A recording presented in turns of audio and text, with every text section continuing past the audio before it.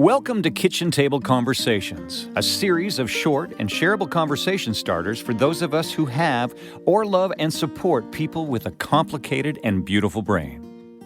Here's your host, Angela Geddes. Hi, everyone, and welcome to another edition of Kitchen Table Conversations. My name is Angela, and I'm just so happy that you've decided to share some time with me today.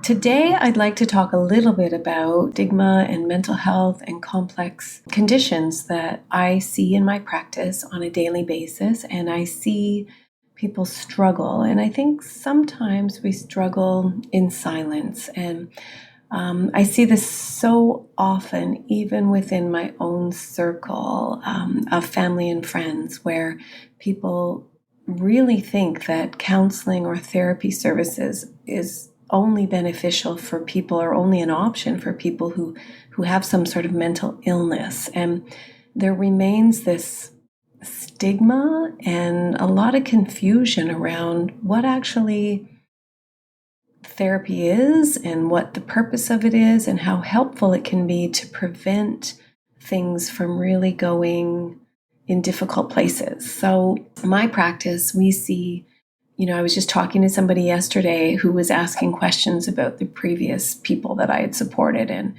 do you do this activity with this person, or do you do this kind of thing with somebody else? And how old was the person who was in here before me? And this person that I was just talking to was only 15, and he was very surprised to see that I was actually supporting somebody who was 65. And also very surprised to know that my youngest little person at this point in time is 5, and my oldest person that I support at this point in time is 75. So counseling and support services and having somebody on your side to help discuss everyday circumstances that can be distressing at times, and then also talking about, chemical imbalances and, whether or not people require medication and medical treatment for depression or anxiety or bipolar or a multiple of other conditions that can get very, very complex. And those of you who have been following for a while know that I also support a number of people with really complex neurodevelopmental disorders. And specifically, I see the impact of prenatal alcohol exposure in my practice on a daily basis, actually. And complicated mental health conditions are a family affair. This is not just for the person who is struggling with the condition themselves. Family members need to understand how they can be supportive and how they can be helpful. And they try so hard. And sometimes it just is really helpful to have somebody else to bounce some ideas off of and to discuss some strategies that other families have found to be helpful. But again, the stigma is real, and everybody who becomes a parent has the best intentions and does whatever they know how to do in order to create the best environment and to support healthy development in their children. But when we're in the middle of a crisis, or when things are more difficult than what we expected, we are not seeing things clearly. And sometimes, when we're not seeing things clearly, we don't know what we don't know. So I know that our mental health services are out of reach for some. The wait lists are really, really long. But I really encourage people to, check what's available in their communities and what's available in their work benefit package, and reach out for some of the day-to-day stressors and circumstances. I mean, a separation, for example, a job loss, relationship difficulties, things that are really, really important to you but are continually being faced with barriers. Sometimes we develop patterns of coping that work in the short term and sometimes even work in the long term, but ultimately, there are many times and many examples where our coping strategies actually can perpetuate some of the problems that we're experiencing. So, for example, I'll use an easy one. I mean, if we've been hurt and our heart's been broken, then obviously we've learned from that and we develop kind of walls and protection, and then, we behave or continue to communicate in ways that are keeping us safe from further pain or heartbreak, but also are keeping us from experiencing that really close and intimate connection that we're actually looking for. So in our efforts to protect ourselves, sometimes we can perpetuate loneliness or and develop communication and behavior styles that just keep people away from us.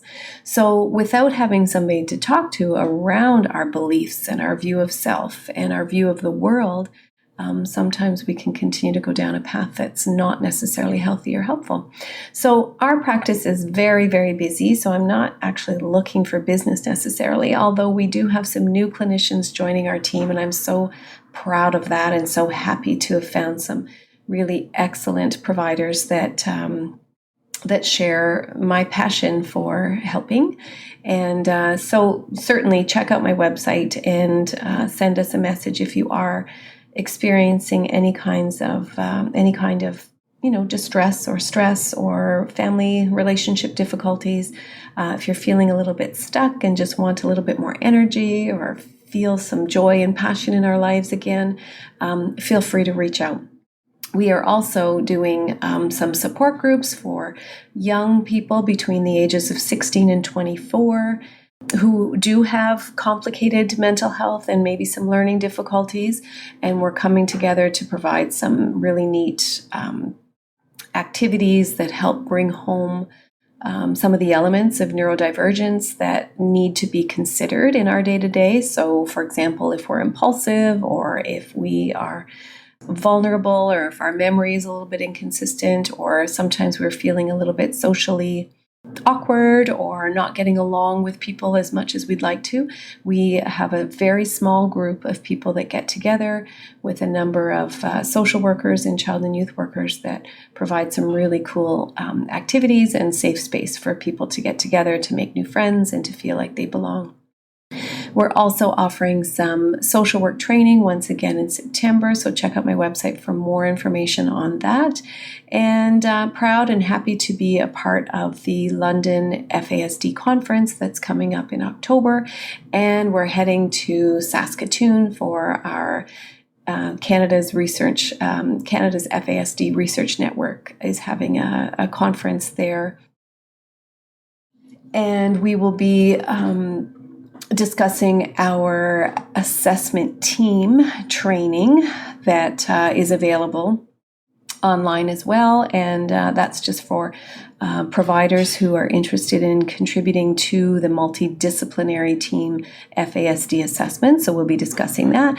And there's also a workshop that's going to focus on some of the research that we've done for acceptance commitment therapy for adults and caregivers who care for kids or youth or adults with complex neurodevelopmental disorders, including autism and FASD. So proud to be a part of both of those conferences. And we will be offering another support group for caregivers. And we will be focusing on acceptance commitment therapy and that modality throughout, which is proving to be quite helpful. And I am also using elements of ACT therapy with young people and adults with FASD as well. So we're finding some positive outcomes, and I'm pretty excited to share that. So thanks for tuning in, and I hope that you will bring this conversation back to your kitchen tables. With many thanks, Angela.